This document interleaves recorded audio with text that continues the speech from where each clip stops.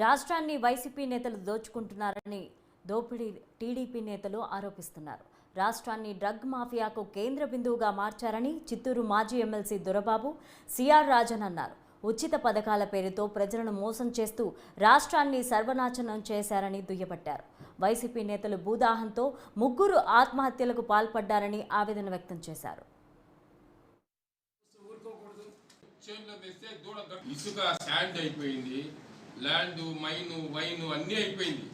ఇప్పుడు భూముల పైన పడ్డాడు ఆయన కన్ను ఇప్పుడు భూముల పైన పడి ఈ వ్యవస్థని నాశనం చేసి ల్యాండ్ టైటిలింగ్ యాక్ట్ తీసుకొని వచ్చి అది కూడా విచిత్రంగా ఉంది.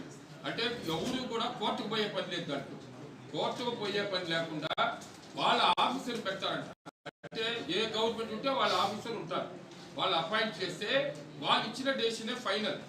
కోర్టుకు కూడా అధికారం లేదు, ఇది ఎక్కడా లేదు ప్రపంచంలో. ఎవడైనా ప్రజాస్వామ్యం వాళ్ళు కొట్టుకుపోయేదని కానీ మరి ఇంకెక్కడైనా చెప్పుకునేదానికి కూడా అవకాశం ఉంది. ఈ ప్రబుద్ధుడు ఆయనకి ఏమొచ్చింది, ఆయన ఎంతసేపు అయినా దోచుకోవడానికే ముఖ్యమంత్రి అయ్యాడు. ఇది నిరూపించేదానికి ఈరోజు ఈ ల్యాండ్ టైటిలింగ్ యాక్ట్ పెట్టి ఈరోజు ఒక చేనేత కుటుంబం పాల సుబ్బారావు అని మరి ఒంటిమిట్ట మరి కట్టా శ్రావణి అనే ఆమెతో మార్చేశారు. పట్టా నెంబర్ ఉంది, ఖాతా నెంబర్ ఉంది, పాస్బుక్ ఉంది, అన్ని ఉండి కూడా వాళ్ళకి మార్చేసి ఎందుకోసం మార్చారంటే కడప తిరుపతి హైవే రోడ్డు వస్తా ఉంది.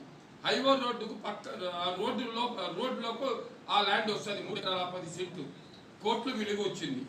దానికోసం ఆ కట్టా శ్రావణి ఎవరో కాదు, వైసీపీ వాళ్ళ నాయకులు మా ముఖ మీద మసికాల్చి వేసేట్టుగా మా మీద వేస్తాను.